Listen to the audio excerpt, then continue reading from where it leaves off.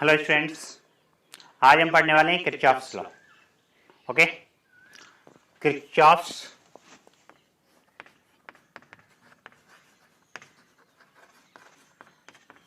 Loss.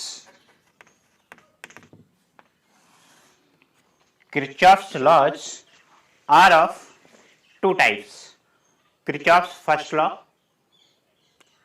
is also called junction rule, oblique Kirchhoff's current law, KCL जिसको बोलते हैं, and Kirchhoff's second law is also called mesh rule, oblique loop rule, oblique इसको बोलते हैं Kirchhoff's voltage law, KVL. Okay, so first of all we will be talking about Kirchhoff's first law. First, Kirchhoff's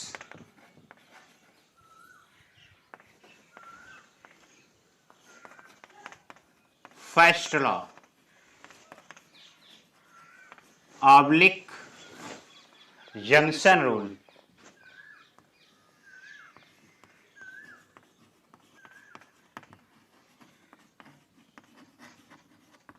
Oblique Kirchhoff's current law. Kirchhoff's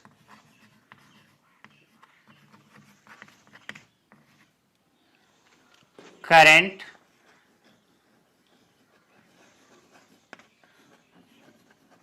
law, जिसको बोलते हैं KCL.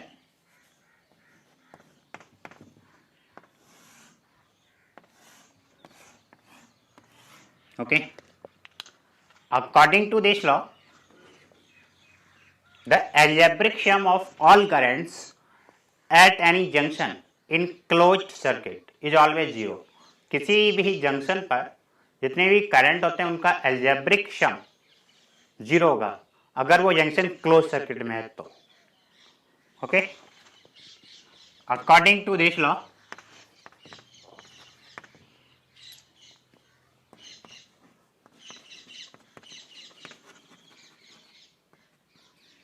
the algebraic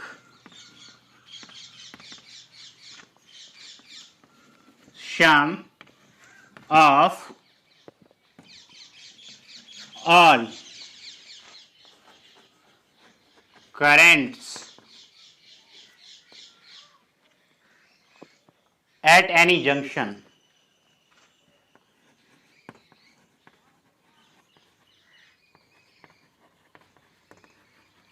in closed circuit, ये specially ध्यान रखना, close circuit में होगा ये. In closed circuit is always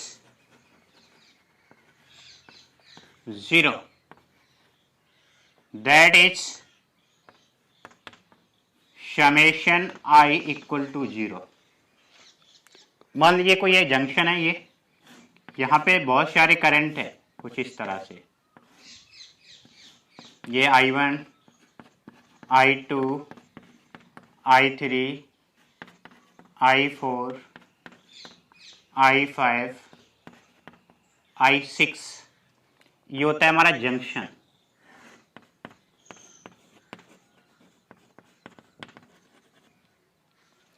law में क्या पढ़ा हमने? The algebraic sum of all currents at any junction in close circuit is always zero. ये जो जंक्शन है वो किसी क्लोज सर्किट में होगा.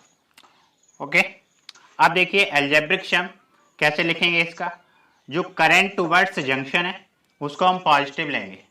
Current towards junction taken as positive, तो ये I1 टुवर्ड्स जंक्शन है तो पॉजिटिव, और I2 भी किधर है, टुवर्ड्स जंक्शन, ये भी पॉजिटिव.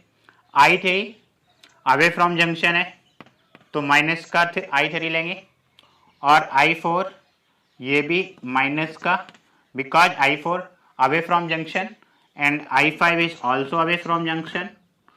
I6 towards junction, ये जंक्शन की तरफ है तो पॉजिटिव लेंगे I6. इसका एल्जेब्रिक सम क्या होगा? जीरो. अगर ये माइनस वाले वैल्यू राइट हैंड साइड में लेके जाएंगे तो पॉजिटिव हो जाएंगे. I1 plus I2 plus I6 equal to I3 plus I4 plus I5। It means जितना करंट जंक्शन की तरफ जा रहा है उतना ही करंट अवे फ्रॉम जंक्शन है। और करंट होता क्या है? Rate of flow of charge. Rate of flow of charge मतलब ये कि जितना चार्ज जंक्शन की तरफ फ्लो कर रहा है उतना ही charge away from junction flow कर रहा है। इट मीन्स ये वाला लॉ किस पे बेस्ड है? Law of conservation of charge. But उससे पहले देखिए, total current towards junction equal to total current away from junction. Current भी इक्वल होगा तो क्या लिखेंगे? Total current towards junction equal to total current away from junction. Total current away from junction,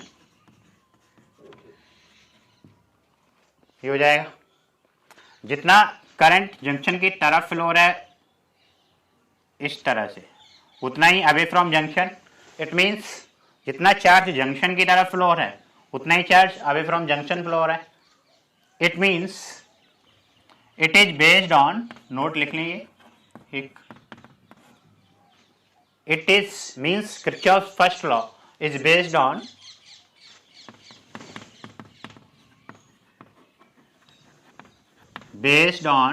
law of conservation of charge, law of conservation of charge।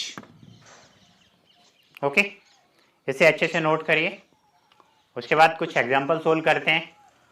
इसे apply कैसे करते हैं ये बहुत ज़्यादा कंपलसरी आना चाहिए आपको। लॉ पढ़ने में कुछ नहीं लगता, कोई भी पढ़ सकता है, लेकिन इसका एप्लीकेशन आना बहुत ज़रूरी है।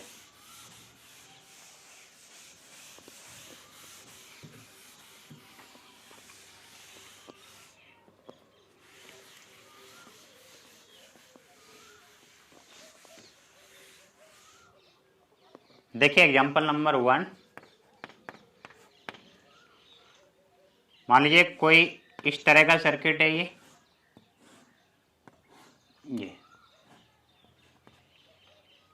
ये 8 एम्पियर करंट फ्लो हो रहा है और इसमें हो गया हमारा 5 एम्पियर। तो हमें ये बताना है कि इस वाले वायर में कितना करंट होगा, और अगर इसमें 3 है, 3 एम्पियर, तो इस वाले वायर में कितना करंट होगा। अब मान लीजिए अगर इसमें 7 है, 7 एम्पियर, तो इसमें कितना हो जाएगा, और फाइनली इसमें कितना करंट होगा। इसमें किरचॉफ्स जंक्शन रूल अप्लाई करना है। देखिए इसका सॉल्यूशन क्या करेंगे, कुछ इस तरह का डायग्राम बना हुआ है। ये 8 एम्पियर करंट है, अगर इधर 5 एम्पियर हो गया तो इधर कितना हो जाएगा, 3 ampere, because total current towards junction equal to total current away from junction. देखो ये 8 एम्पियर है टूवर्ड्स जंक्शन, तो जंक्शन से अवे भी 8 एम्पियर होना चाहिए, जिसमें से 5 एम्पियर ये हो गया और 3 एम्पियर ये। उसके बाद 3, ये वाला कितना है, 7 एम्पियर। अब एक जंक्शन ये भी है, ये वाला, तो 7 एम्पियर इधर और 3 एम्पियर ये, तो टोटल कितना हो गया, 10 एम्पियर टूवर्ड्स जंक्शन। तो ये वाला करंट किधर होगा, इस डायरेक्शन में, away from junction, 10 ampere. Okay, अब यहां पे कितना था, 3 एम्पियर। अब देखिए 5 एम्पियर में से ये 3 एम्पियर इधर हो गया, एक और जंक्शन है ये, तो 5 एम्पियर टूवर्ड्स जंक्शन है, इसमें 3 एम्पियर अवे फ्रॉम जंक्शन हो गया, तो इधर कितना हो जाएगा, 2 एम्पियर। ओके, 2 एम्पियर यहाँ पे।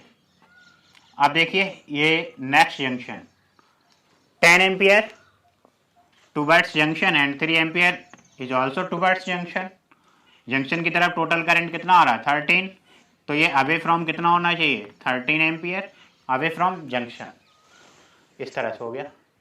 ओके, एग्जाम्पल नंबर 2 सोल्व करते हैं हम। इस तरह से है, मान लो 3 एम्पियर है और इधर 7 एम्पियर है, तो इस वाले वायर में कितना करंट होगा और किस डायरेक्शन में होगा। मान लिया हमने कोई करंट आई है इस डायरेक्शन में, तो टोटल करंट टुवर्ड्स जंक्शन, तो टोटल करंट टुवर्ड्स कितना हो जाएगा जंक्शन की तरफ 3 plus I equal to away from junction. Total current towards junction equal to total current away from junction, I equal to कितना हो जाएगा 4 एम्पियर। अगर हम इसको ऐसे लिखते,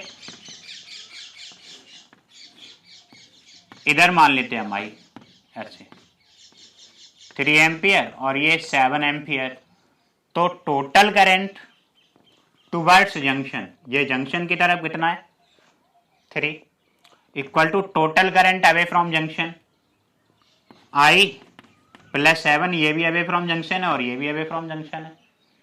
तो जब यहाँ से आई का वैल्यू निकालेंगे तो माइनस का 4 एम्पियर। इसका मतलब क्या है, जो हमने करंट का डायरेक्शन लिया है वो अपोजिट ले लिया, इसलिए माइनस साइन आ रहा है यहाँ पे। It means minus sign so that the direction of current in this wire is opposite. अगर हम इसका डायरेक्शन इधर कर दें तो पॉजिटिव हो जाएगा, सही हो जाएगा। ये आप कैसे भी ले सकते हो, कोई फर्क नहीं पड़ता। इसे अच्छे से नोट करो। अगला एग्जांपल सोल्व करते हैं।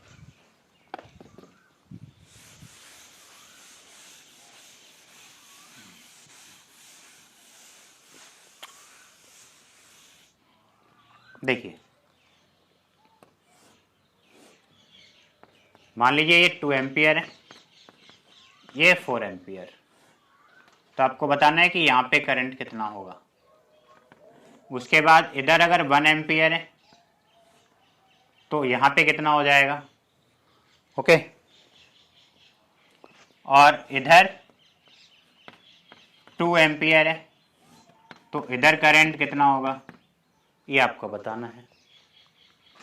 देखिए, जंक्शन रूल अप्लाई करते हैं। ये जंक्शन एक, total current towards junction 6 ampere हो जाएगा, 2 प्लस 4, तो total current away from junction ये भी कितना हो जाएगा 6 एम्पियर। इस जंक्शन की तरफ टोटल करंट कितना मूव कर रहा है 6 एम्पियर, जिसमें से 1 एम्पियर ये हो गया, अवे फ्रॉम जंक्शन भी इतना ही होना चाहिए, तो 1 और इधर कितना हो जाएगा 5 एम्पियर। अब 5 एम्पियर इस जंक्शन की तरफ करंट फ्लो कर रहा है, मतलब 5 एम्पियर टुवर्ड्स जंक्शन, और यहाँ पे 2 एम्पियर कितना है अवे फ्रॉम जंक्शन, तो इस तरफ कितना हो जाएगा 3 एम्पियर। ऐसे सोल्व करते हैं, ओके। अच्छे से नोट करो। उसके बाद हम पढ़ते हैं Kirchhoff's second law.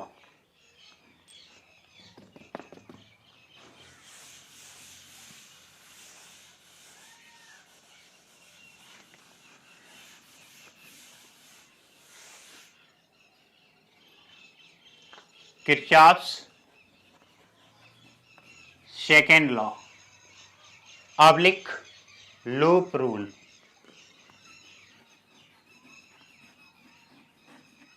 Oblique mesh rule, oblique Kirchhoff's voltage law, Kirchhoff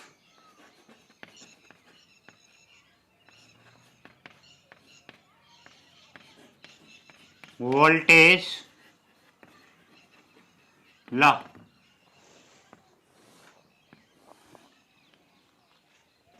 इस तरह से, okay. According to this law,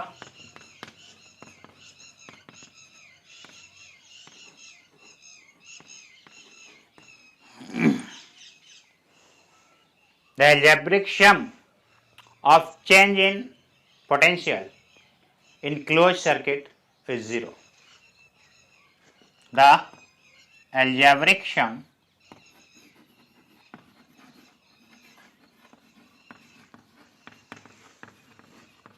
sum of change in potential of change in potential, the algebraic sum of change in potential around closed circuit, around closed circuit oblique loop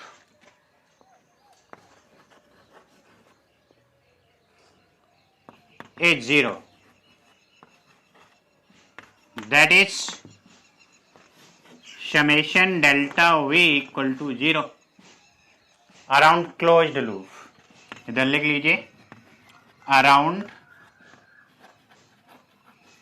closed loop, किसी closed loop के around change in potential का algebraic sum 0 होगा. Okay, मान लीजिए ये close loop है,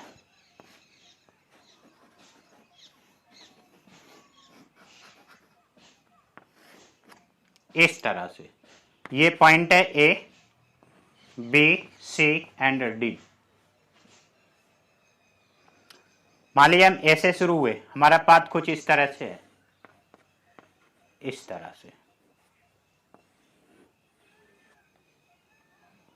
और घूम के वापस ए पे ही आ गए तो पोटेंशियल एट पॉइंट ए, पहले ए पे थे, फिर उसके बाद वापस भी ए पे ही आ गए तो पोटेंशियल एट पॉइंट ए, मतलब इनिशियल भी वी ए है और वी ए फाइनल भी पोटेंशियल है, मतलब फाइनल पोटेंशियल भी वी ए है और इनिशियल भी वी ए है. तो पोटेंशियल डिफरेंस का फॉर्मूला क्या पढ़े थे, V final V initial equal to W by Q.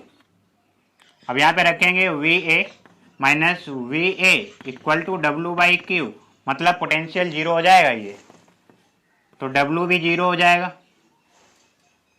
Change in potential क्या हो जाएगा, चेंज इन पोटेंशियल 0. जब पोटेंशियल डिफरेंस 0 हो जाएगा तो वर्क भी 0 हो जाएगा. Work 0 means constant energy, constant energy. It means Kirchhoff's second law is based on law of conservation of energy. It means Kirchhoff's second law, ये नोट लिख लें एक, it is based on law of conservation of energy, law of conservation of energy. Kirchhoff का जो second law है वो law of conservation energy पे based है और first law of conservation of charge पे बेस्ड है. ओके, इसे आप अच्छे से नोट करिए. उसके बाद बात करते हैं इसके साइन कन्वेंशन की.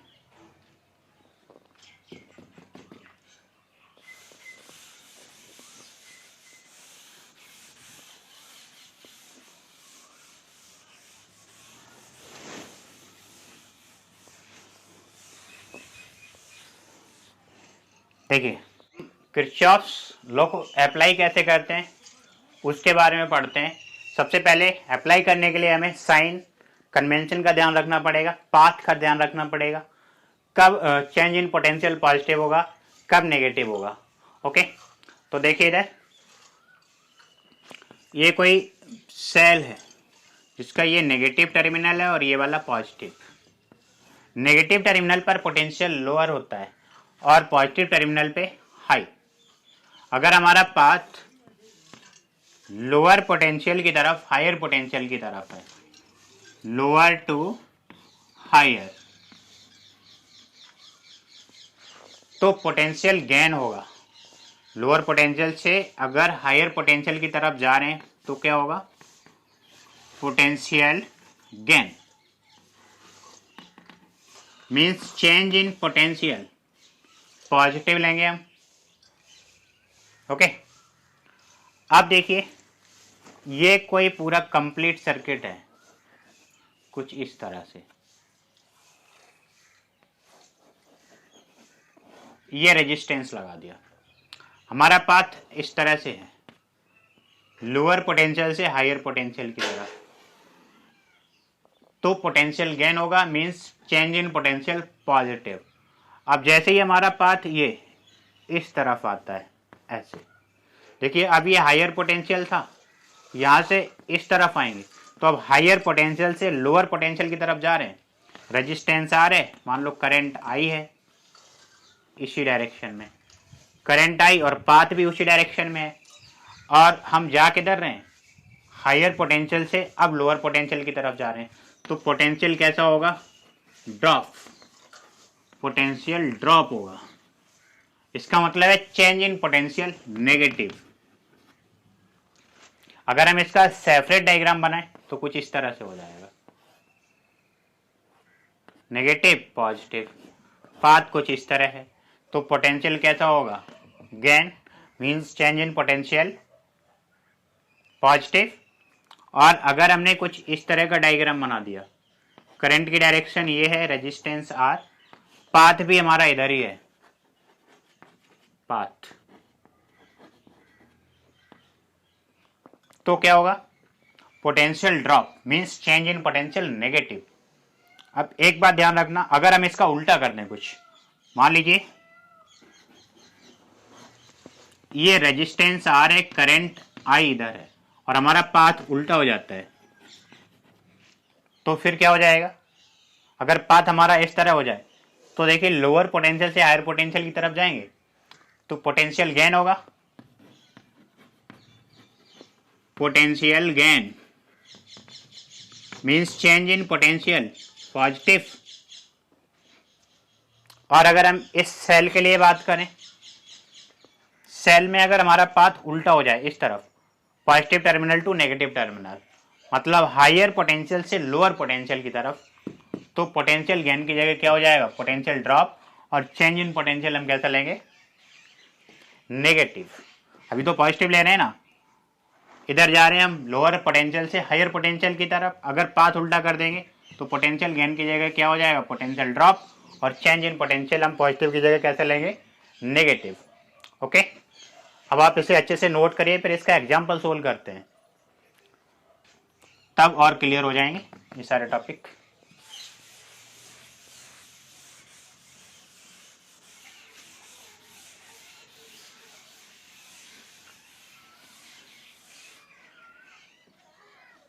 देखिए एग्जाम्पल नंबर 1, ये कोई मान लो ये 10 वोल्ट का सेल है, कुछ इस तरह से 2 ओम रेजिस्टेंस है, ये है हमारा 4 वोल्ट का, ये 3 ओम है। ओके, तो अब हम क्या मान लें, अपना पाथ किधर भी मान सकते हो, क्लॉक बायस, एंटी क्लॉक बायस, पाथ को आप ऐसे मान सकते हो, क्लॉक बायस या एंटी क्लॉक बायस। अगर मान लीजिए 2 लूप हैं इस तरह से,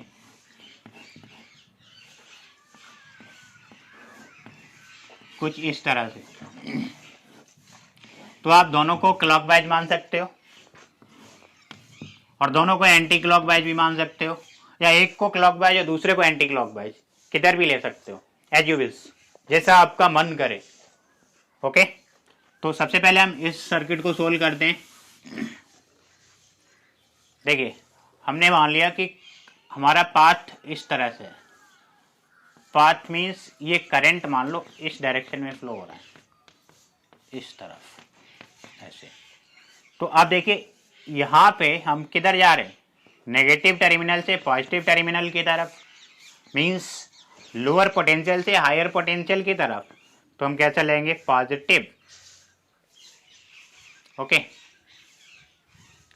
ये सर्किट इस तरह से दे रखा है हमारा, इसमें आपको करंट कैलकुलेट करना है। ओके,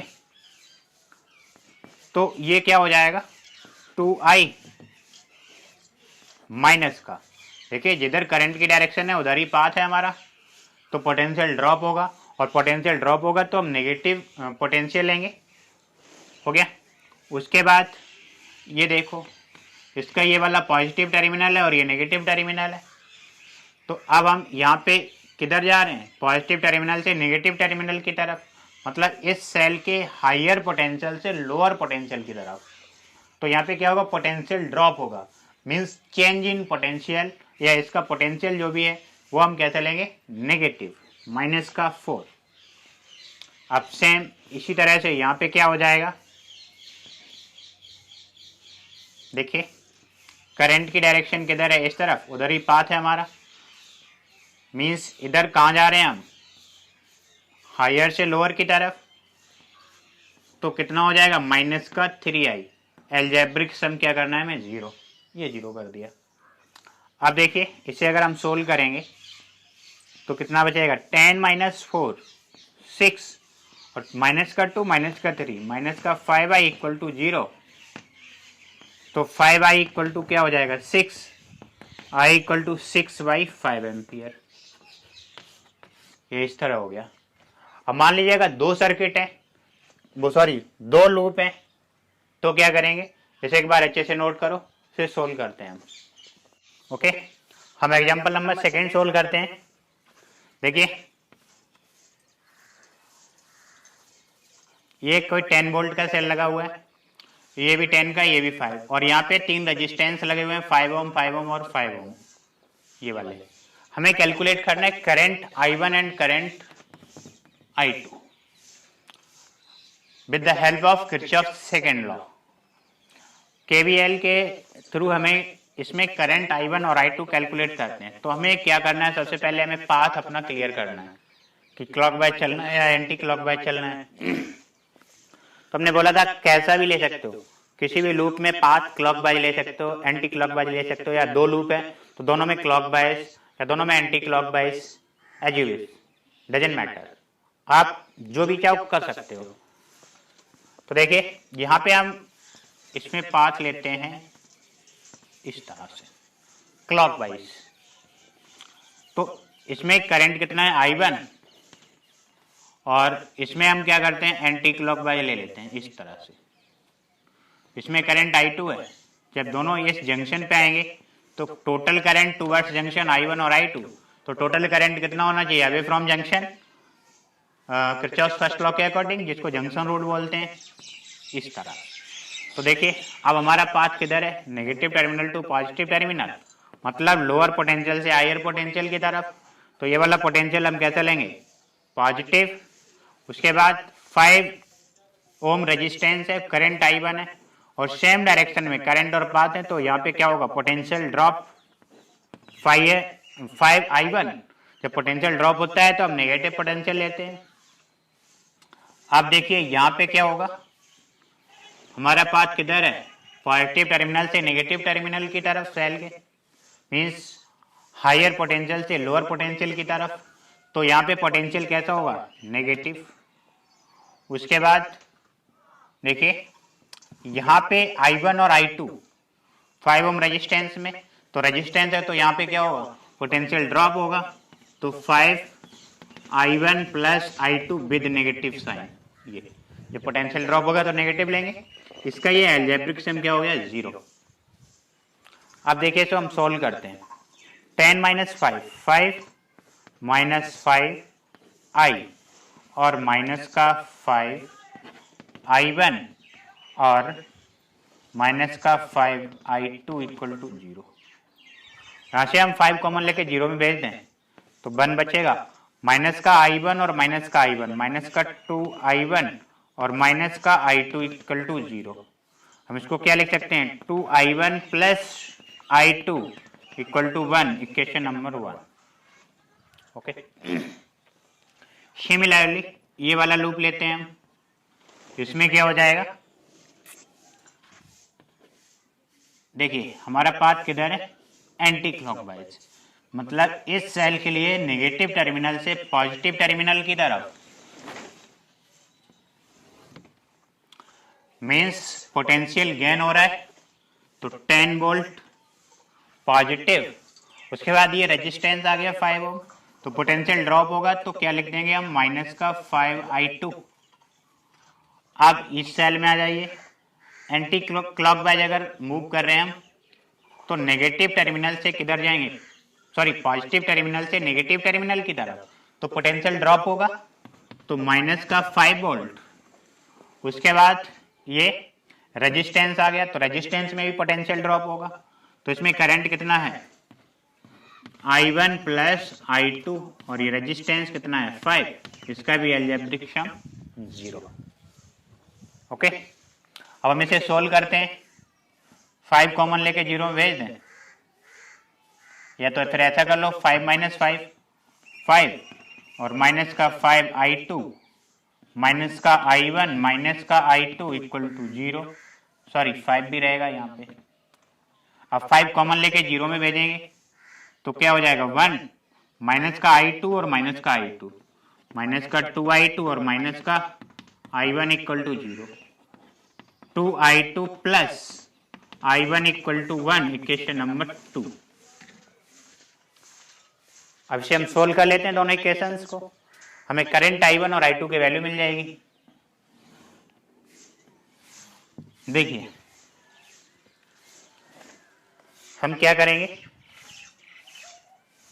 इस वाली इक्वेशन में 2 से मल्टीप्लाई कर देते हैं इक्वेशन नंबर 1 में, तो क्या हो जाएगा 4I1 plus 2I2 equal to 2, और सेकेंड इक्वेशन क्या है 2I2 plus I1 equal to 1, इसे सब्ट्रैक्ट करते हैं माइनस माइनस और माइनस, 2I से 2I2 cancel out, 4I1 minus I1 3I1 equal to 1, 2 minus 1 करेंगे तो I1 इक्वल टू 1/3 एम्पियर। एक करंट मिल गया हमें I1 का, और अगर I1 का वैल्यू हम इक्वेशन फर्स्ट या सेकंड में कहीं भी रख दें तो हमें I2 की वैल्यू भी मिल जाएगी। तो देखिए करंट I1 का वैल्यू हम यहाँ पे इसमें रखते हैं, तो जब I1 रखेंगे यहाँ पे 2 इंटू 1/3 मतलब 2/3 प्लस I2 इक्वल टू 1, तो I2 equal to 1 minus 2/3 equal to 1/3 ampere. ये हो गया, दोनों के वैल्यू 1/3 एम्पियर, I1 भी 1/3 एम्पियर और I2 भी 1/3 एम्पियर। इस तरह से अप्लाई करते हैं। ओके।